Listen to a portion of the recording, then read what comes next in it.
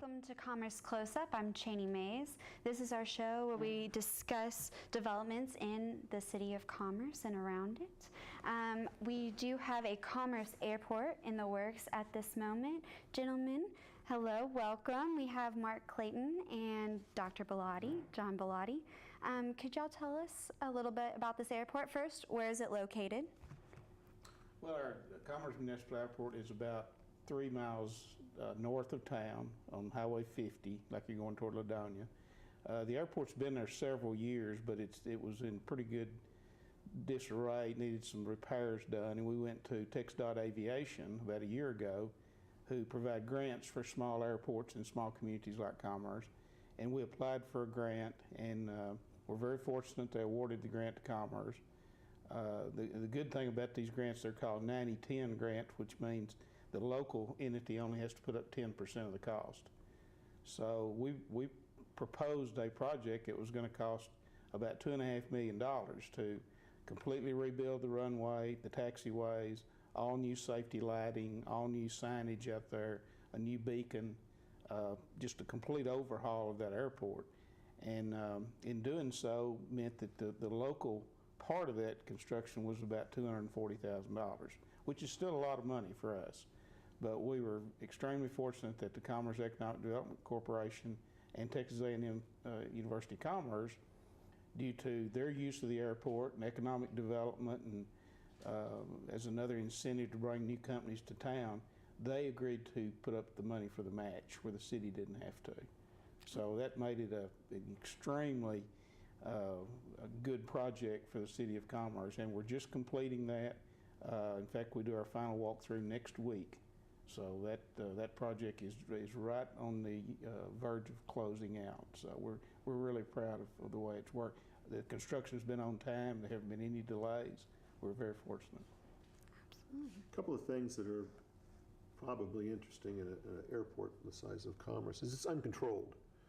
And so when the pilots are coming in and landing and taking off, they have to stay in some type of communication with themselves.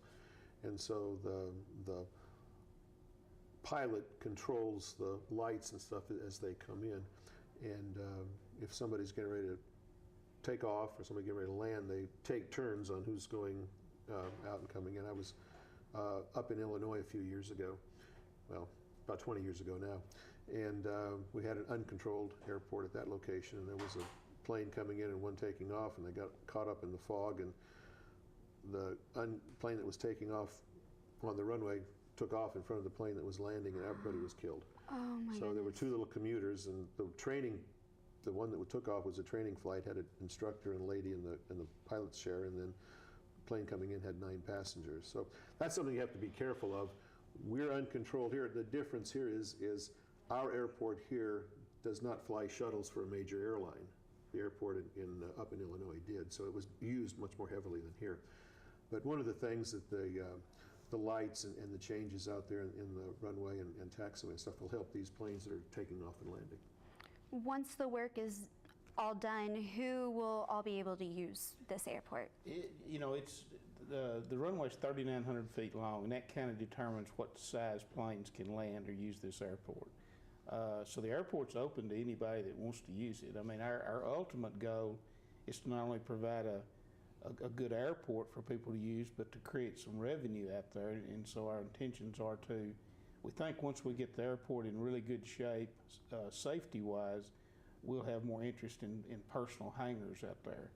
That's where the city creates their revenue from airport, is selling fuel or selling some land, leasing some land for a person to put up a private hangar to house their plane. And we've had a lot of interest since we've started this project. The pilots talk a lot to each other, and the word gets out that what we're doing over here. So we're really excited about the opportunity to build some more hangars out there, have individuals build their own hangars out there to create, a lot of traffic around the airports is a good thing. So. One of the reasons that the A&M Commerce has gotten involved is College Station has gotten involved. The Chancellor has been up here a couple of times and doesn't like having to land in Greenville and have to commute. He said, let's fix this so we can land here and only have to come 5 or 6 miles instead of the round-trip commute. So That's part of the reason. What Mark was talking about was the next grant, when we apply for it, was kind of originally considered to be going to be used to lengthen to about 5,900 feet, I think is what the absolute minimum is, but our maximum. But since we've had the repair to the runway, it's been made known that these jets, like the ones that the Chancellor flies in, can land at 3,900 feet. So we're making it more available for them too. Sure. What about, is there plans for maybe opening it to commercial flights? Well, I don't think that wouldn't be available at the length of the runway we have now. 3,900 feet would not handle a commercial airliner. If we do go forward with the project to lengthen it at some time, it requires FAA approval. Out there where our airport is would actually require us to close down a county road. It's things that can be done, but it's not a short process. So we think, I would expect in the next few years you would see the runway to be able to handle small commuter jets probably. Part of that involves the larger airlines. This is what we had in Illinois.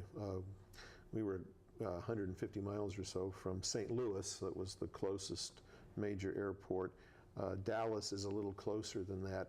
And sometimes it's not just economically feasible for a airline to come in and put commuters in if it's only 60 miles. And we got Love Field and Dallas DFW right there within an hour's drive by car. So that's something else they take into account. We may have length long enough to do the job, but it's not economically wise for a large airline to do that.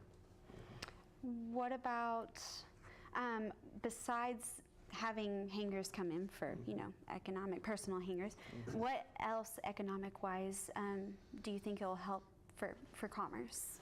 Well, we hope we attract an aircraft mechanic out there. That's one thing that seems to draw aircraft to your airport, is if you have a mechanic on scene out there. And we've got a current hangar occupant out there now is waiting for us to finish this project, and he's going to start a flight school. He's going to be giving flying instructions out there. He's a retired pilot from Southwest Airlines, and he and his son are going to start giving flying instructions out there. So all that kind of activity, it's a positive, and it creates more people. And obviously, as we talk to these companies about relocating to Commerce, now we can offer them a much better product for an airport than we have been able to in the past. So. Sure. Why did the Chancellor from A&M choose this Commerce location, as opposed to Corpus Christi or the several other locations? It's just that he travels. And so when he would come to Commerce, instead of being able to land in Commerce, he had to land in Greenville. And then says you're talking 45 minutes or an hour in commuting back and forth a couple of times. All about ease. Yes, and if, in other words, what can we do to make this more feasible? Maybe I can come up more often.